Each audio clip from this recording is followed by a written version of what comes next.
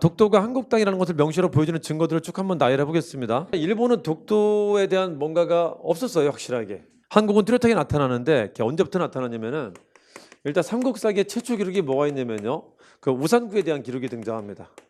삼국사기에 15세기에 들어가면은 세종실록 지리제, 세종실록 지리제 뭐가 들어가냐면은 처음으로 무릉도, 우산도라는 게 나오게 되는데요. 이 무릉도가 이게 울릉도를 말하고요. 우산도가, 우산국하고 우산도는 다릅니다. 우산도가 이게 독도를 말합니다. 독도. 처음으로 분리해서 기록합니다. 울릉도와 독도를. 자, 이게 조선시대 16세기 때 있었던 신증 동국여지승남이 있는데, 동국여지승남은 증거판이 있기 때문에 요 자체는 안 남아있고 요게 남아있죠. 중종 때 제기했는데 여기에 팔도총도라는 지도가 있어요. 지리진대 맨 앞에 한 장, 지도 한 장이 있습니다. 여기서 처음으로 지도상 분리해서 그림을 그리게 돼요. 울릉도와 독도 두 개를 그립니다. 그러니까 두 개 인식이 있다라는 거죠. 울릉도 위에 독도가 있다는 걸 인식하는 거죠. 무릉도와 우산도를 지도상 분리해서 처음으로 기록하게 됩니다.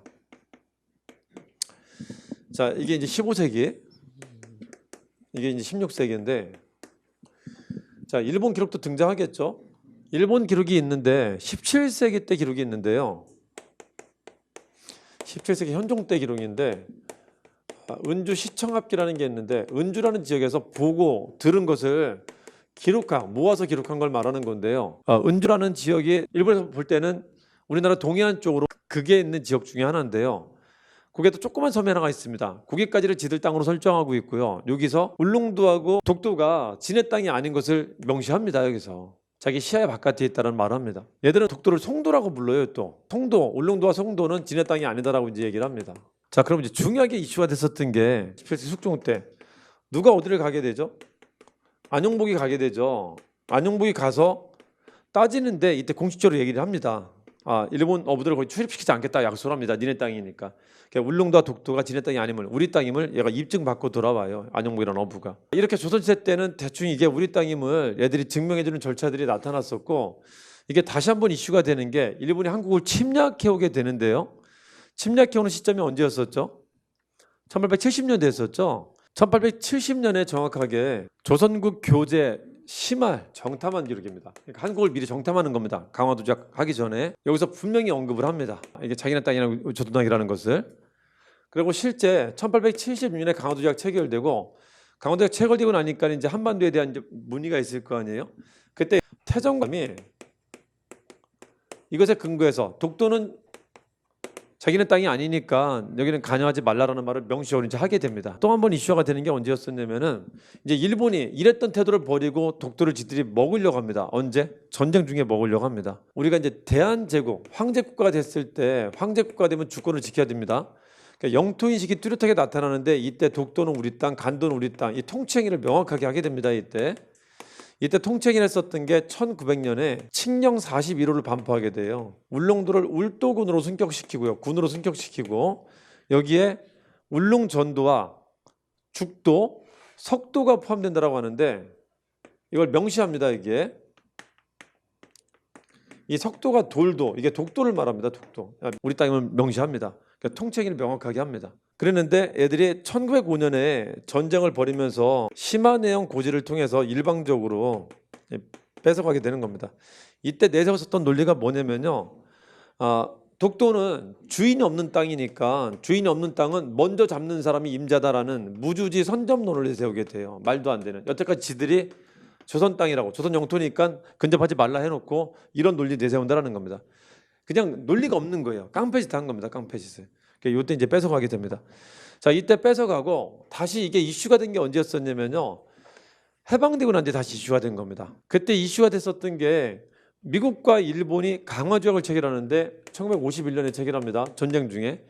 전쟁 중이기 때문에 미국도 일본에 좀 지원이 필요했었어요. 이 강화조약을 체결할 때 일본의 로비로 독도는 일본 땅이라는 규정이 명시로 들어갈 뻔했었습니다. 근데 미국이 아닌 연합국이 있죠. 괜히 분쟁거리 만들지 말라라고 해갖고 다행히 그 규정이 빠지고 들어갑니다. 일본이 엄청난 로비를 했었다고요. 그래서 이때는 독도 규정이 들어가지 않음으로써 현대 독도 문제의 시발점이 됩니다. 근데 요거 직전에 뭐가 있었냐면요. 미 군정 시기 때 스카핀이라는 그 미 최고 사령관 훈령이 있었는데 거기서는 분명히 일본이 물러가는데 제주도와 울릉도와 독도는 일본 땅이 아니다라는 것을 명시합니다. 여기서 최고사령관 훈령에서 스카핀이라는 그 훈령에서 그래서 명시하는데 일본 놈들이 이거 해석을 두고 있잖아요.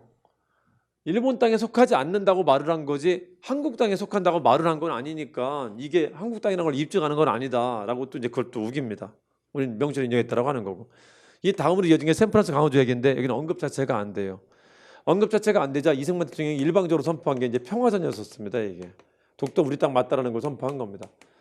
근데 우리가 경제 발전하려면 일본의 도움이 있어야 되기 때문에 일본 자극하지 않으려고 이건 이제 언급 자체를 안 해요.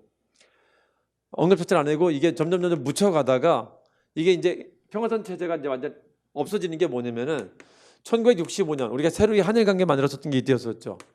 한일 기본조약을 체결할 때 이때 독도 문제를 기피하게 되면서 이게 또 다른 현대적인 한일 문제에 이제 기반이 된 겁니다. 이게.